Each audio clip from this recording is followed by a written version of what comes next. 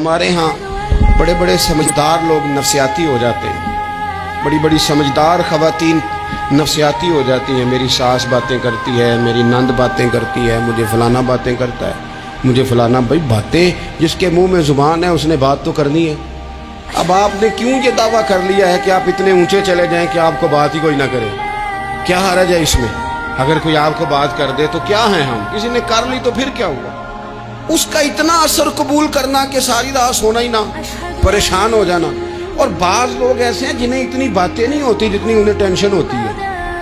یعنی وہ دو بندے کونے میں کھڑے ہیں تو میری ہی بات کر رہے ہیں. اور بھائی تو اتنا اہم نہیں ہے، انہیں کوئی اور کام بھی ہو سکتا ہے، تیری بات ہی انہوں نے کرنی. بلا وجہ لوگ سمجھتے ہیں کہ میں بڑا اہم آدمی ہوں، وہاں بھی مجھ پہ تبصرہ ہو رہا ہے، یہاں بھی ہو رہا ہے. اس پہلو سے باہر آئیں، اس کمپلیکس سے نکل آئیں. ابن حزم کہتے ہیں کہ مصر میں ایک تاجر بڑا کامیاب ہو گیا تھا، بڑا کامیاب تاجر ہو گیا. تو زندگی میں جتنے لوگ بھی کامیاب ہوتے ہیں ان سے حسد ہوتا ہے. اس سے بھی اس کے ارد گرد کے لوگوں نے حسد شروع کیا. اب تاجروں نے پلاننگ کی کہ اسے خراب کیسے کرنا ہے. وہ ایک دن اپنے گھر سے نکلا، سفید کرتا سفید پگڑی باندھ کے باہر.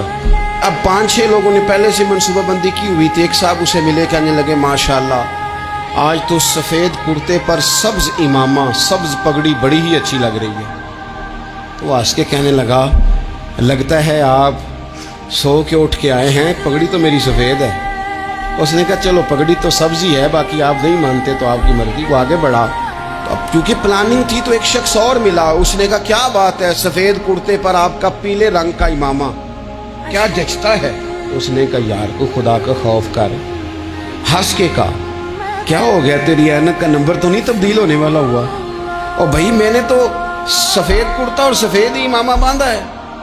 اب 2-3 لوگوں کی دفعہ تو وہ مسکرایا، لیکن وہ ڈھیر سارے لوگوں نے منصوبہ بندی کی تھی. وہ جب چوتھے کے پاس گیا تو اس نے بھی کہا کہ کیا بات ہے سفید کرتے پر پیلے رنگ کے امامے کی.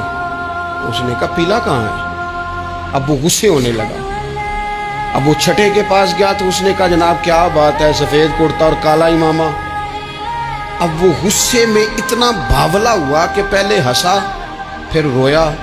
پھر اسے سمجھ نہ آئی کہ دکان کا تالا کس چابی سے میں نے کھولنا ہے. بس وہ شام ہوئی تو اس بیچارے کو بچوں نے روڑے مارنے شروع کر دیے.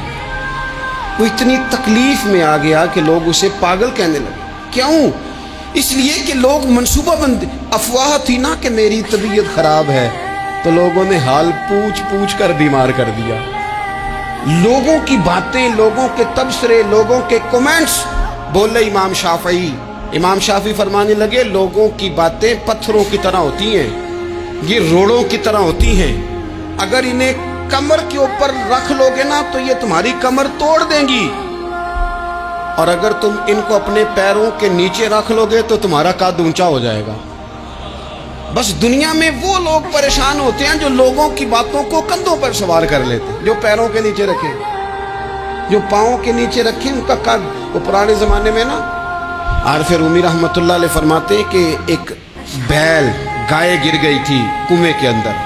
تو اب وہ لوگ اس کو نکال تو نہیں سکتے تھے، تو انہوں نے اس طرح کیا کہ مٹی ڈالنی شروع کر دی کہ اب بدبو آئے گی، پریشانی ہوگی، تو اس کو بند کر دیتے ہیں اندر ہی کنویں کو. کنواں نئی جگہ پہ کھود لیتے ہیں. انہوں نے جب اس کے اندر مٹی ڈالی نا تو وہ گائے جو تھی وہ مٹی جھاڑ کے تو مٹی کے اوپر آ گئی. انہوں نے پھر مٹی ڈالی تو وہ تھوڑی اور اوپر آ گئی، اور مٹی ڈالی تو اور وہ مٹی ڈالتے گئے اور گائیں وہاں سے کنویں سے باہر آ گئی. لوگوں نے دفن کرنا چاہا، وہ باہر نکل آئی. او میرے بھائی، لوگ بھی اپنی باتوں میں دفن کرنا چاہتے ہیں، لیکن یاد رکھنا جو چمکنے والے تھے وہ چمکتے ہی رہے. جن کو اللہ نے عزت دی تھی ان کی گھٹائی کوئی نہیں سکا. اتنی اتنی لمبی زبانیں کھول کے لوگوں نے صحابہ کے بارے میں باتیں کی، لیکن سورج چمک رہا ہے صدیق اکبر کی شان کا. عظمتیں دمک رہی ہیں فاروق اعظم کی. عروج ہے جناب فاروق اعظم کو. نگر نگر گلی گلی دنیا علی علی کرتی چلی جا رہی ہے.